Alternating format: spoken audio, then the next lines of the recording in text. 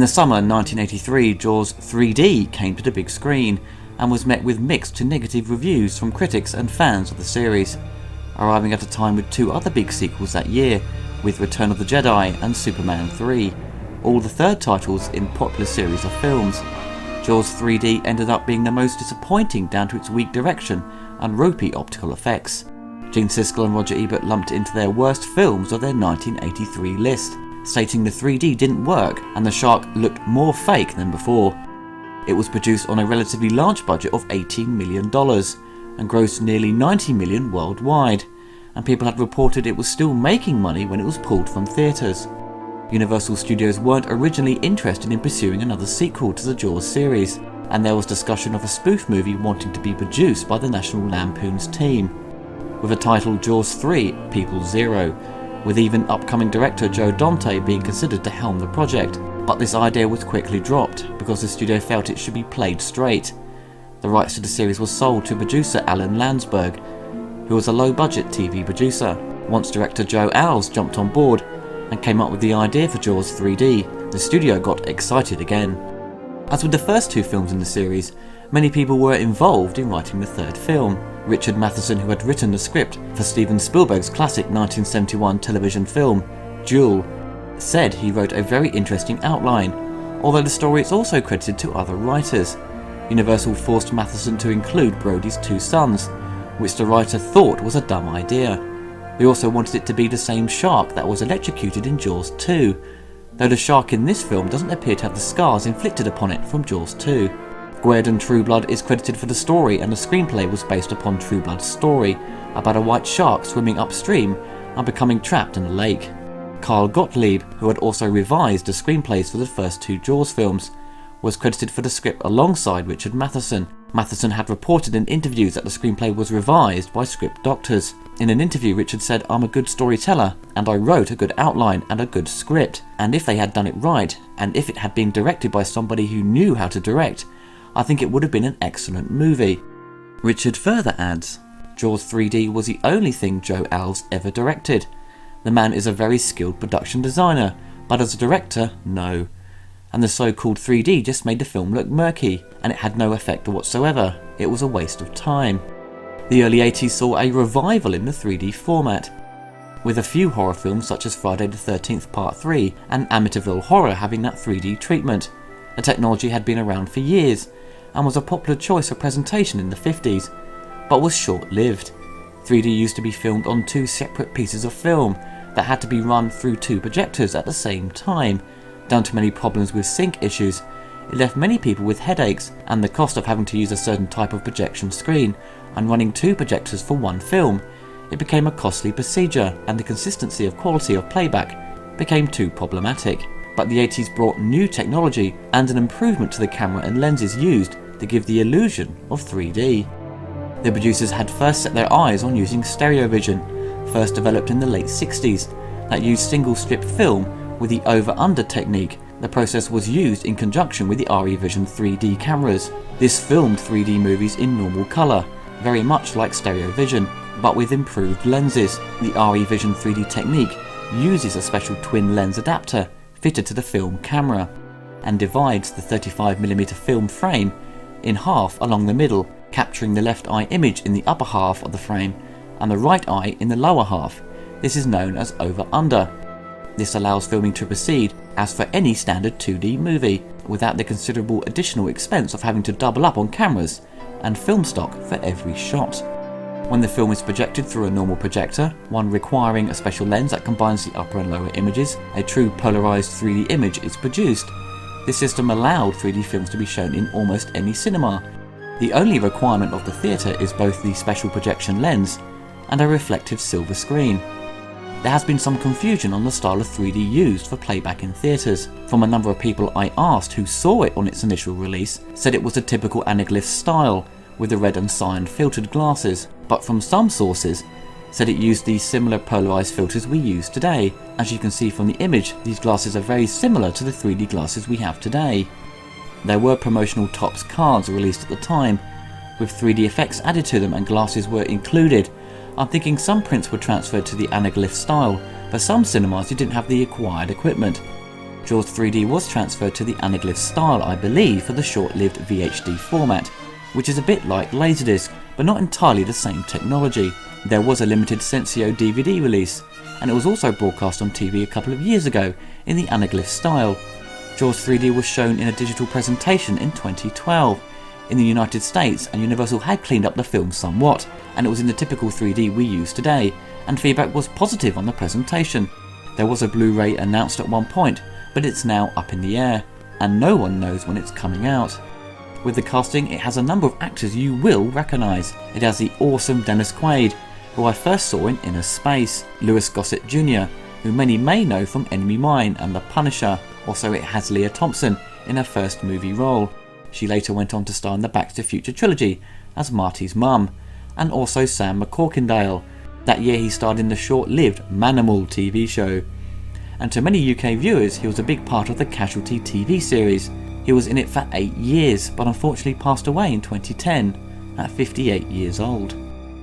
The film starts with the traditional POV shots of Jaws as the shark roams the ocean floor with the titles in 3D. All home video and TV broadcasts show the main title simply as Jaws 3. The great white shark moves through the ocean following an unsuspecting team of water skiers.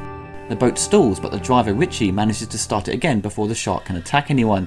The shark follows the water skiers into the park, throwing the gate off its hinges as it attempts to close. Meanwhile, Florida announces the opening of SeaWorld's new underwater tunnels.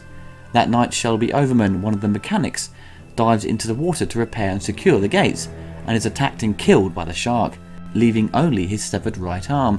Additionally, that night, 2 men in diving equipment sneak into the park in a small inflatable boat to steal coral which they intend to sell. One slips into the water and is taken by the shark, leaving only his diving mask drifting in the water. The other man is pulled into the water also, and something sinks the inflatable boat. Catherine Morgan, the senior marine biologist, and her assistants wonder why the dolphins Cindy and Sandy are so afraid of leaving their dolphin pen. The next day, Michael Brody and Kay are informed of Overman's disappearance. They go down into a submarine to look into the tunnels in hoping of finding Overman's body. Kay suggests searching the filtration pipe, however Mike explains that the current that flows into the lagoon every hour is too strong. They decide to check out the Spanish galleon, despite the 2 dolphins attempting to keep them out, and they encounter a small great white shark. The dolphins rescue Mike and Kay, but the shark escapes back into the park. The news of the shark is disbelieved by Calvin, the manager of SeaWorld, although it is exciting to his hunter friend, Philip Fitzroyce, who suggests a PR stunt to kill the shark on network television.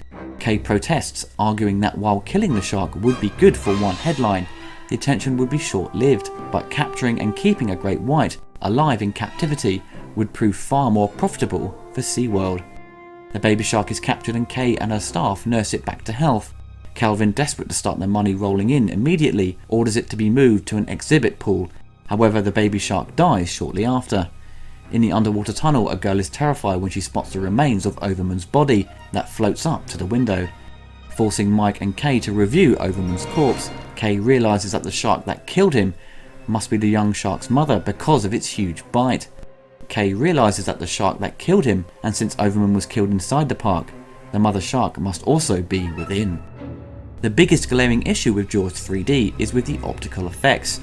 Many of the underwater scenes look very shaky and often transparent, and of course the number of shots showcasing the 3D imagery. There were discussions about compositing the images electronically instead of optically. Video composites were fairly new technology. The effects team were also using green screen, which today is commonly used for all visual effects. I imagine they went with green screen to deal with the elements of water used in many of the scenes. The video compositing had over 600 vertical lines of resolution. Using an image transform when compositing the left and right eyes separately gave you almost 2K quality. It apparently looked great, was cheap to use, and allowed for simple adjustments if needed, but this was dropped in favour of photochemical mattes, since the producers felt the matte lines made the effects look more 3D, which seems totally crazy because it made them look awful. The only electronic compositing were unfinished tests, and still needed some work done. The producer Alan Landsberg pulled the plug, feeling the images had poor definition. Now some sources said it was a political move because many involved in the optical effects industry would be left out of a job because of this new technology, so it's hard to know if it was one or the other.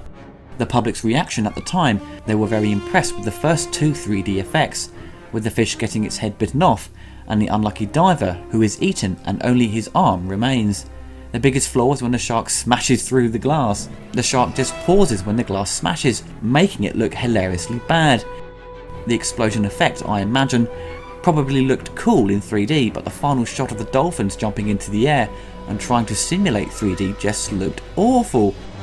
It looks like cardboard cutouts thrown over film. The problem with many of the 3D dedicated shots, the director chose to linger on these effects for far too long, dragging out the pace of the movie. The score was composed by British guitarist and composer Alan Parker. Now, going with Alan is a very odd choice.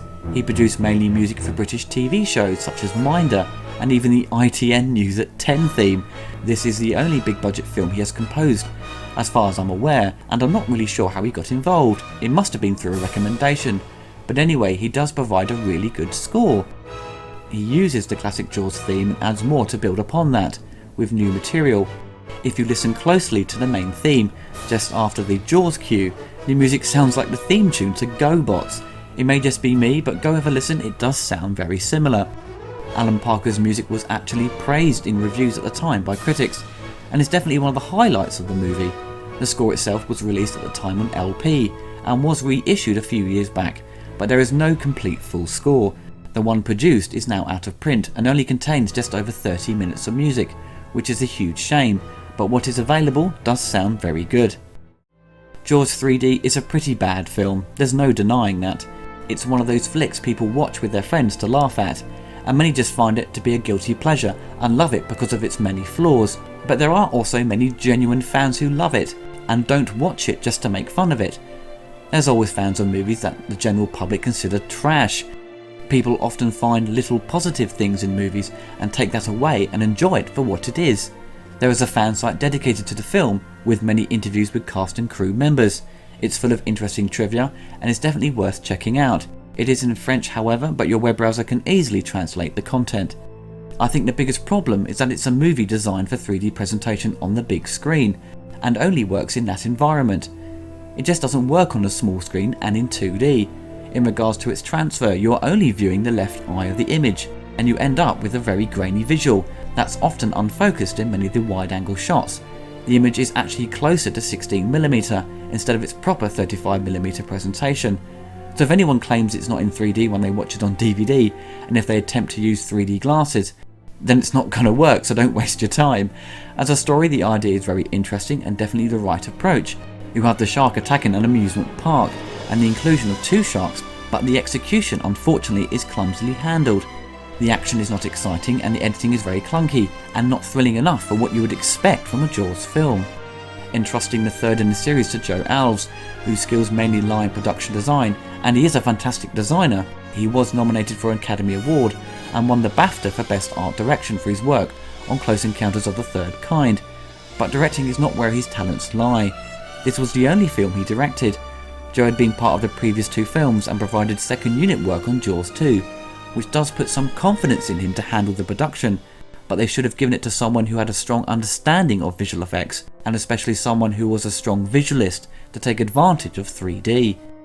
But the biggest problem was going with 3D itself. It was still a technology that was inconsistent in quality. It alienated many moviegoers who had issues with their eyesight and people who were acceptable to headaches. Even today, many people feel left out when a movie is in 3D, and cinemas schedule far more showings in 3D than 2D just for a quick money grab. It happened with the recent Judge Dredd release, where fans struggled to find a 2D showing. But there are many other problems with the film. The screenplay is a bit of a joke, the dialogue is weak and the characters aren't interesting. It sags in the middle and the shark attacks are too short and far between. People went to these Jaws films for some excitement, horror and some great jump scares, and this fails to do any of that. It fails at building up suspense, which is the key ingredient for these movies. There are elements I enjoyed from this film and thought worked well. The underwater photography is very good. Dennis Quaid and Louis Gossett Jr. are the most interesting actors in this film and do the best with the weak screenplay. It made me laugh when he holds the dog's ears up when it's eating.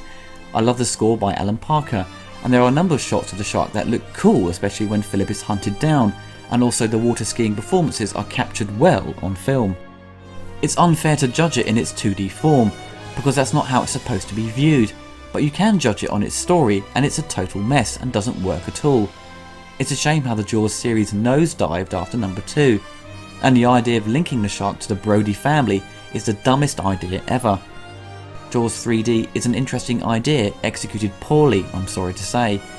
But as I stated earlier, it's fun to watch with friends with a few beers, and you can laugh at the cheesy effects and just enjoy it for that reason. If it was remastered properly for Blu-ray, then people's opinions may change for the better, but for now it's just a silly film with a 3D gimmick slapped on top of it. Our shark still has all its teeth. Yeah. That means it was a baby. Our shark couldn't have killed Overman. Its mother did. You talking about the damn shark's mother? Calvin, don't you hear what she's saying here? Well, I'm listening. Now, if there is such a mother, she gave birth way out to sea and the baby swam through the sea gate that you left open, Brody. No. Overman was killed inside the park. The baby was caught inside the park. Its mother is inside the park.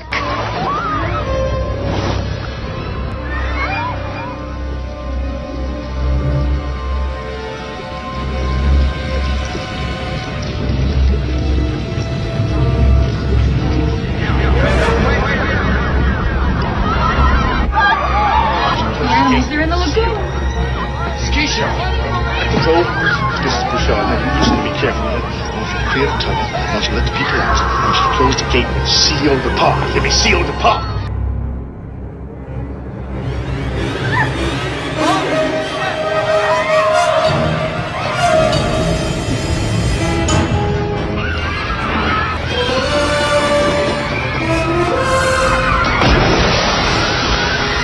Seal the section or we'll lose the whole complex. Who got those doors? Hit it.